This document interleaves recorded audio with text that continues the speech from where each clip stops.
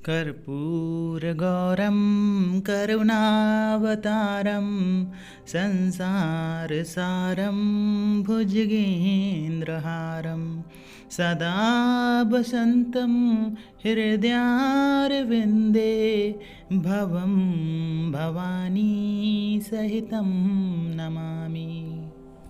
ओम नमो नारायण। ओम नमो भगवते वासुदेवाय। काफ़ी लोग कहते रहते हैं ऐसा कि हमारे दीपक में फूल बन जाता है और हमारी मनोकामना पूरी नहीं होती है, जीवन के कष्ट दूर नहीं होते हैं, हम जो जीवन में चाहते हैं वो कर नहीं पा रहे हैं या वैसा हो नहीं पा रहा है। बहुत सारे वीडियो दीपक के फूल के बारे में यूट्यूब पे अपलोड हो चुके हैं और ज़्यादातर वीडियो में आप देखेंगे कि यही कहते हैं कि अगर फूल बनता है तो आपकी मनोकामना पूरी होगी या मनोकामना पूरी हो रही है या भगवान आपकी सुन रहे हैं। तो ये बातें सही हैं, ऐसा नहीं है कि इन बातों में कोई अर्थ नहीं है या आपको झूठ बताया जा रहा है या आपकी आस्था के साथ खिलवाड़ हो रहा है। देखिए, आस्था के साथ खिलवाड़ होना आप समझते क्या होता है? आस्था के साथ खिलवाड़ होना उसे कहते हैं जब कोई आपको बेवकूफ़ बना के आपका बहुत सारी चीज़ों का नुकसान पहुंचा दे या आपको पैसों की मांग करे या पैसों की लूट करे, आपको आर्थिक रूप से कमज़ोर बना दे और आस्था के नाम पे आपसे ठगी करता रहे, तो उसको बोलते हैं आस्था से खिलवाड़ करना। लेकिन अगर कोई व्यक्ति आपको पूजा पाठ के मामले में ही या पूजा पाठ के बारे में ही कुछ अपनी बातें बताता है या अनुभव बताता है या आभास बताता है, तो आप उसको आंख बंद करके विश्वास मत करिए। पहली चीज़ तो अगर आपको विश्वास करना है तो आप अपने जीवन में उसको उतार के देखिए। हो सकता है कि उसकी बातों में सत्यता हो। आप जैसी पूजा करते हैं वैसी ही पूजा करिए। जो चीज़ें आपको पता चलती हैं, क्योंकि देखिए जीवन में जो रहस्य होते हैं वो स्वतः ही उजागर नहीं होते हैं, स्वतः उजागर होते हैं उसके लिए बहुत तपस्या करनी पड़ती है। कभी कभी क्या होता है, शक्तियाँ किसी न किसी माध्यम से आपको संकेत देती रहती हैं कि आपके जीवन में आपकी जो आध्यात्मिक उन्नति है वो होती रहे, आपकी जीवात्मा का बल बढ़ता रहे, आपका तपोबल बढ़ता रहे। कई रूप में संकेत होते हैं और वो संकेत किसी न किसी व्यक्ति के माध्यम से मिल सकते हैं। कोई ना कोई व्यक्ति आपके जीवन में ऐसा आएगा अवश्य जो आपके जीवन का मार्गदर्शन कर देगा, आपको कुछ ऐसी गहरे रहस्य बता देगा जो आपकी पूजा में काम आएंगे, आपके जप में काम आएंगे, आपके ध्यान में काम आएंगे। और उन्हीं सब बातों को अगर आप ध्यान में रख के सारी चीज़ें करते हैं तो जीवन में आपकी आध्यात्मिक उन्नति होती ही जाती है। देखिए, समय का इंतज़ार मत करिए कि एक समय आएगा जब आप बूढ़े हो जाएंगे तभी राम राम जपेंगे। आप खुद सोचिए, अगर आज आपको फीवर आ जाता है, आज आपका सर दर्द हो जाता है, आज आपका पेट दर्द हो जाता है, तो आप अपनी पूजा स्किप कर देते हैं ना। आप खुद सोचिए, पूजा कर पाते हैं क्या? सुबह उठ के नहा के वैसे ही पूजा कर पाते हैं जैसे नित्य करते हैं? नहीं कर पाते हैं। तो जब एक ऐसा समय आएगा जब आपका शरीर ही काम नहीं करेगा, उस समय राम राम जप के भगवान की पूजा का लाभ कैसे ले पाएंगे?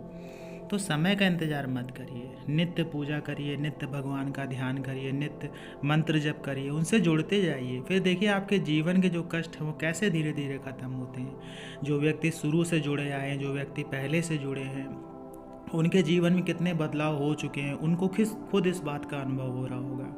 देखिए, कभी कभी क्या होता है कि हम चीज़ों पे या बातों पे विश्वास इसलिए भी नहीं कर पाते हैं क्योंकि वो ऑल ऑफ सडन नहीं होता है। जैसे कि अभी बताया तुरंत हो गया, ऐसा नहीं होता है तो लोग समझते नहीं। लेकिन क्या है कि मैंने पहले भी बताया कि अगर दीपक में फूल बनता है तो जीवन में आपके योग बनना शुरू हो जाते हैं। योग का अर्थ समझते हैं आप? योग का अर्थ ये है कि जो भी जीवन में आप चाहते हैं, जैसा भी आप अपना जीवन बनाना चाहते हैं, जो भी आपके जीवन में लक्ष्य हैं, उनके लिए आपको मार्गदर्शन होने लगता है। सोचने की, समझने की, निर्णय लेने की क्षमता का विकास होने लगता है।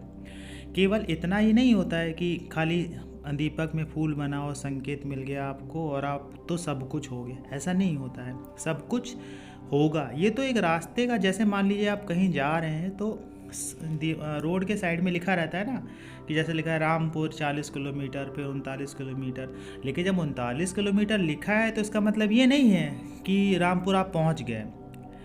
कहने का अर्थ क्या हुआ कि रामपुर वो संकेत के रूप में दिखा कि हाँ रामपुर के रास्ते पे ही हैं आप। उसी तरह से जब दीपक में फूल बनता है तो ये मान के चलिए कि आप अध्यात्म के रास्ते पे ही हैं, भटके नहीं हैं। और जब आप अध्यात्म के रास्ते पे हैं, भटके नहीं हैं, दीपक में फूल बनना है, तो कहीं ना कहीं भगवान आपकी पूजा तो स्वीकार कर ही रहे हैं। तभी तो आप उनके रास्ते पे हैं, उनसे कम्युनिकेशन आपका कहीं ना कहीं तो हो ही रहा है, तभी तो आपको संकेत मिल रहे हैं। बस इसे फल नहीं समझना चाहिए। आप ये ना सोचिए कि ये फल है और जीवन में अब सब कुछ हो जाएगा, ऐसा है वैसा है। अपने आप देखिए, कुछ नहीं होगा।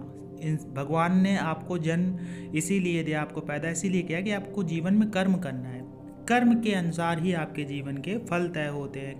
कर्म के अनुसार ही आपके जीवन के बहुत सारी चीज़ें तय होती हैं। अभी कुछ लोग कहेंगे जब सब कुछ कर्म ही है तो पूजा क्यों करें? तो पूजा भी एक कर्म है। पाप और पुण्य कमाने के जो आपके अंदर दिमाग विकसित होता है, जो आपके अंदर मानसिक स्थिति विकसित होती है, जो आपकी मानसिक स्थिति सुदृढ़ होती है, वो पूजा पाठ से ही होती है। पूजा पाठ वास्तु से भी जुड़ा होता है। हमने क्यों कहा कई वीडियो में कि नॉर्थ ईस्ट में ही मंदिर रखे? क्योंकि नॉर्थ ईस्ट में वास्तु पुरुष का दिमाग होता है, मानसिक तरंगें वहीं से ही पैदा होती हैं। तो वहाँ बैठ के जब आप जप करते हैं, पूजा करते हैं, ध्यान करते हैं, क्योंकि पूजा, ध्यान, मंत्र जप सब कुछ मन से जुड़ा हुआ है, सब कुछ आपके ध्यान से जुड़ा हुआ है, सब कुछ मानसिक ही है। तो मानसिक बातों को, मानसिक क्रिया अगर मानसिक स्थान पे ही की जाए तो उसका फल अत्यधिक मिलता है, बहुत अधिक मिलता है।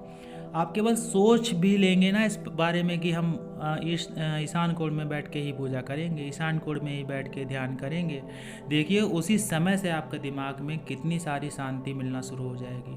उसी समय से आपके दिमाग में एक अलग सी ही एनर्जी आना शुरू हो जाएगी, क्योंकि वो जो देव स्थान होता है बहुत ही पवित्र स्थान होता है। देव स्थान, पवित्र स्थान पे जब आप बैठ के देवों को आवाहन करते हैं, देवों को पुकारते हैं, देवों के लिए मंत्र जप करते हैं, देवता आते ही आते हैं, आपकी पूजा स्वीकार करते हैं। और जब देवता आते हैं तो उनको भोग भी आपको रखना ही चाहिए, धूप दीप रखना ही चाहिए, जल भी अर्पित करना चाहिए, पुष्प भी अर्पित करना चाहिए।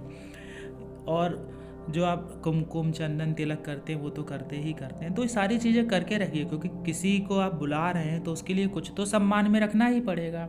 अगर आप किसी को गेस्ट को भी बुलाते हो तो उसको भी सम्मान के लिए कुछ ना कुछ करते ही करते हैं। चाहे आप उनके लिए कुछ मीठा दें, चाहे आप उनको खाना खिलाएं, या कुछ भी करें, कुछ भी आप उनके लिए करते ही करते हैं जिससे उनको अच्छा लगे, जिससे उनको ये लगे कि हाँ मेरा सम्मान हुआ है। इसी तरह से दैवी शक्तियाँ होती हैं। आशा ये जानकारी आपको अच्छी लगी होगी। जानकारी अच्छी लगी हो तो वीडियो को लाइक करिएगा, कमेंट्स में जय माता दी, जय श्री कृष्णा, हर हर महादेव लिखिएगा। मिलते हैं आपसे अगले वीडियो में नई जानकारी के साथ में, तब तक के लिए जय श्री कृष्णा।